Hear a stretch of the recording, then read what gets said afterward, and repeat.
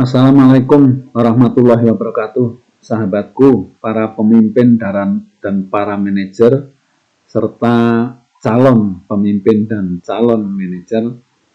Saya kali ini mau membuat video yang berseri, yaitu seri pelatihan kepemimpinan. Ya, yang pertama ini saya akan membahas 20 keahlian seorang pemimpin.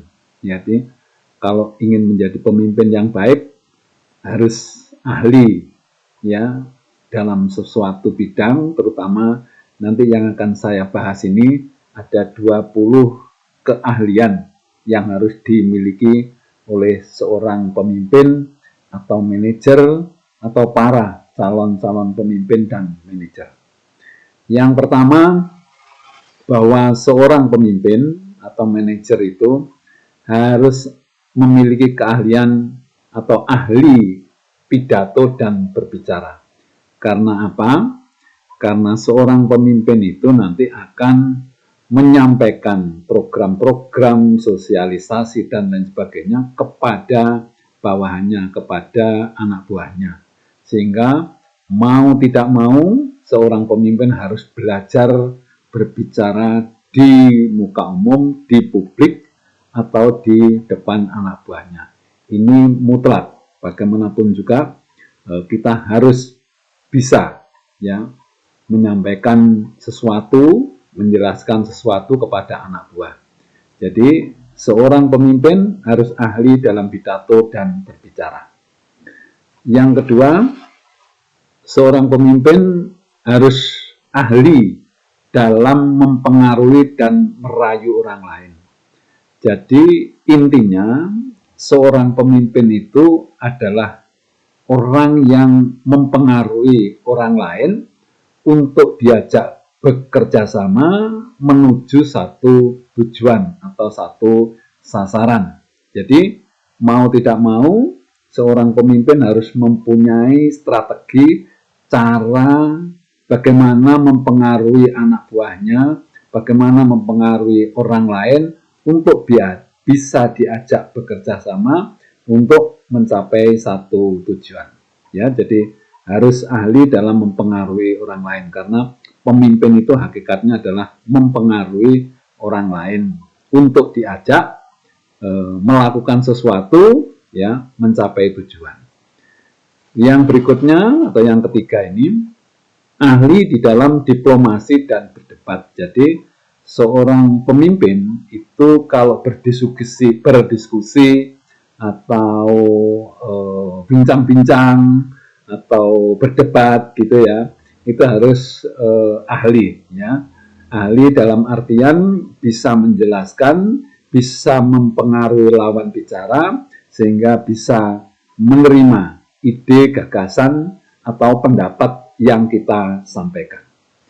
Yang keempat, ahli membuat proposal. Karena seorang pemimpin manajer itu di dalam kegiatan pekerjaannya itu pasti akan bekerja sama dengan pihak-pihak lain yang itu memerlukan satu ajuan proposal kalau kita mau membuat suatu proyek. Ya, jadi kita harus belajar bagaimana membuat proposal yang baik.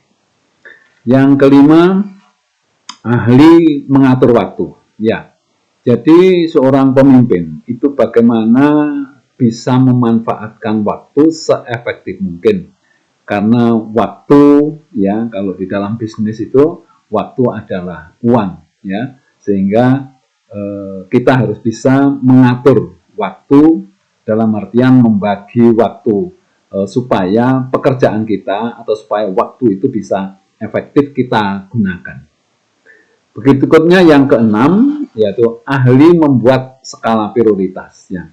Jadi dalam satu saat seorang pemimpin bisa jadi memiliki tugas dan pekerjaan yang banyak. Katakanlah satu saat itu ada 6 pekerjaan atau 6 kegiatan yang harus dilakukan. Nah, itu harus kita bisa membuat skala prioritas. Pekerjaan mana yang harus kita lakukan lebih dulu urut-urutannya bagaimana, supaya apa? Supaya waktu, tenaga, dan energi itu bisa efektif kalau ya kita bisa membuat skala prioritas.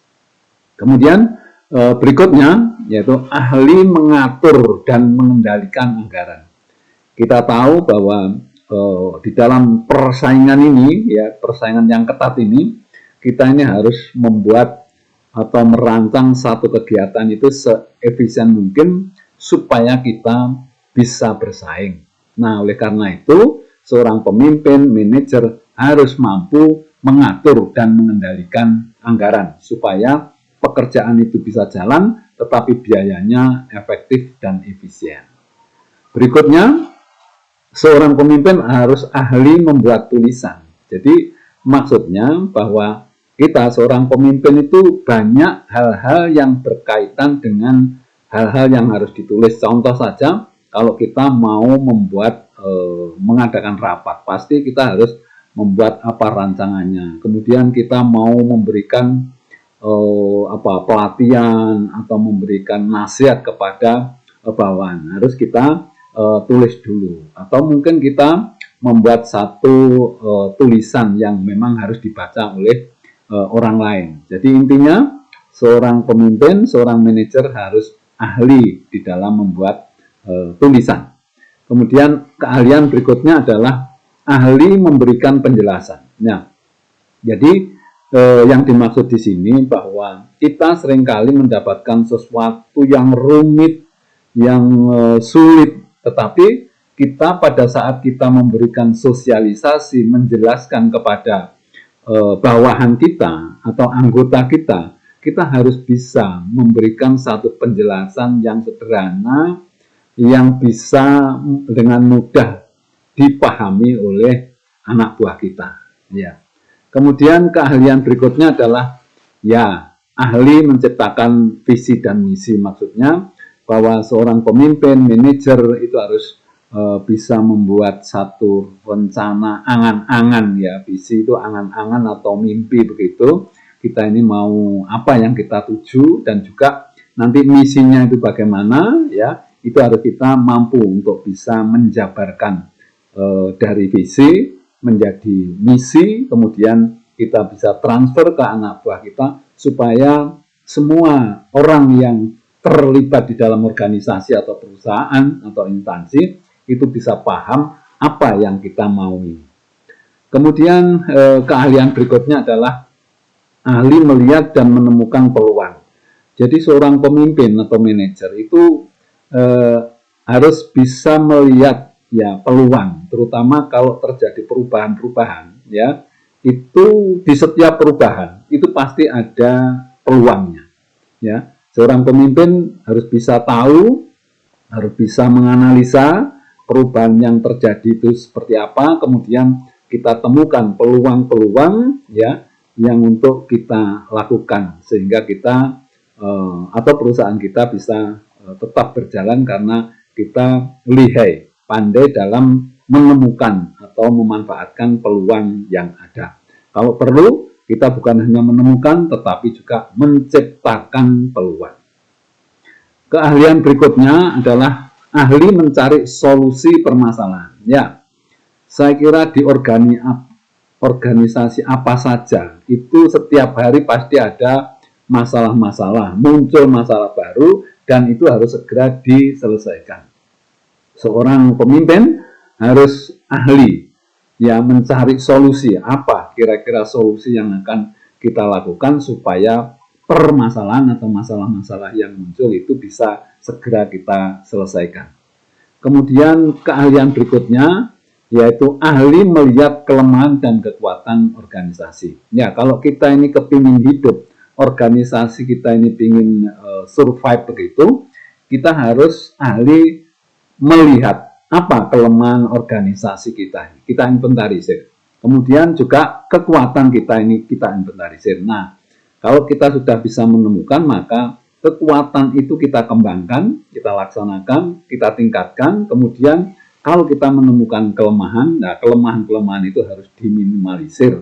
Supaya apa? Supaya perusahaan atau organisasi yang kita pimpin itu tetap bisa eksis gitu.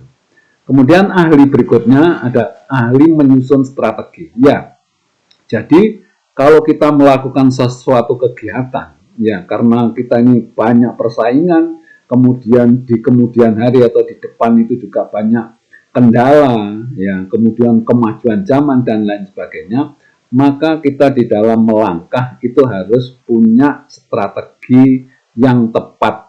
Supaya apa? Supaya apa yang kita lakukan, kita kerjakan ini bisa efektif dan efisien, ya artinya waktunya juga bisa tepat, kemudian sasaran bisa kita capai, tetapi dengan biaya yang relatif efisien gitu.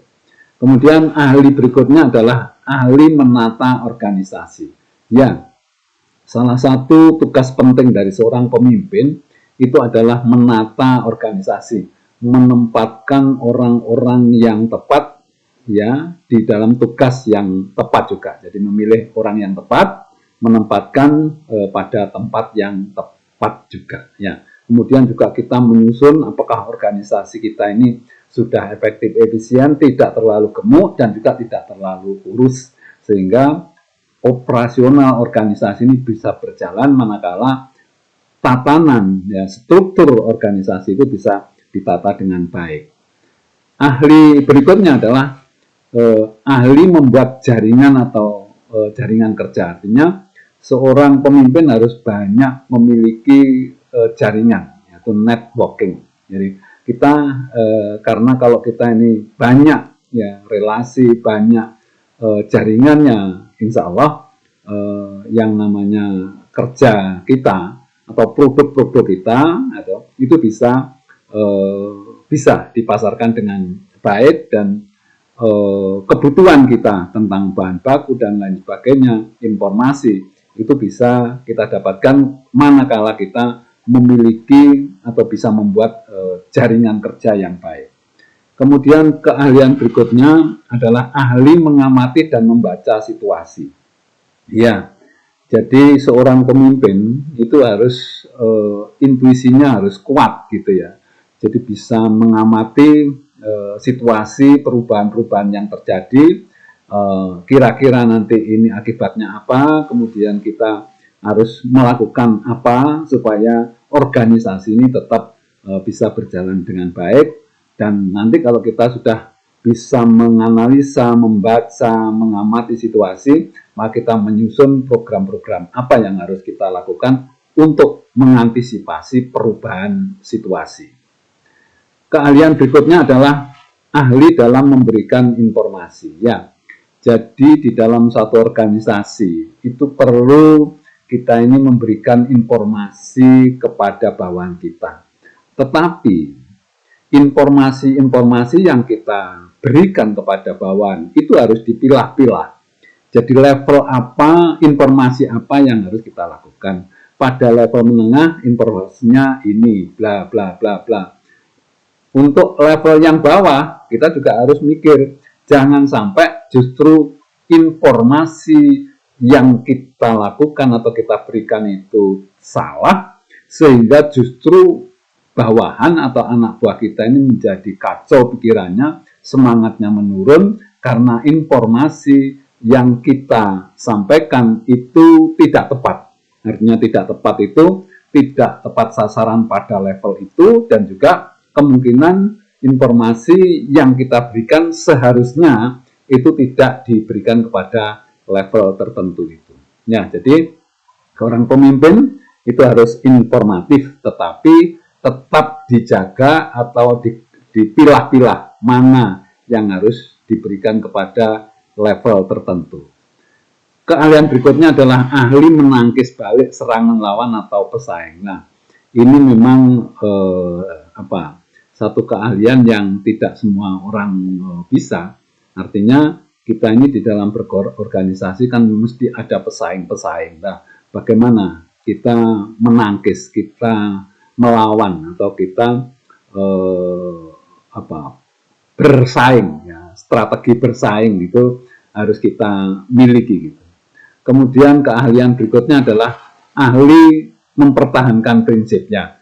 Jadi kalau kita sudah yakin nih betul ya bahwa prinsip ini memang benar dan kita yakin bahwa ini akan berhasil, kita harus bisa menyampaikan, harus bisa menjelaskan ya kepada bawahan kita prinsip ini supaya bisa diterima. Ya, itu memang perlu ya, perlu cara-cara yang meyakinkan kepada bawahan bahwa prinsip yang kita akan lakukan atau prinsip yang kita pegang ini itu memang benar adanya. Nah, sahabatku, ya ini tadi sudah 20 ya keahlian yang saya sampaikan. Nanti pada episode atau pada video yang akan datang, saya juga masih modelnya sama, jadi per 20-an, jadi 20 apa begitu ya. Maksudnya supaya kita di dalam mempelajari kepemimpinan itu bisa lebih paham, lebih gampang untuk mempelajarinya. Ya, terima kasih. Sampai ketemu di video yang akan datang. Saya akhiri, semoga bermanfaat. Wassalamualaikum warahmatullahi wabarakatuh.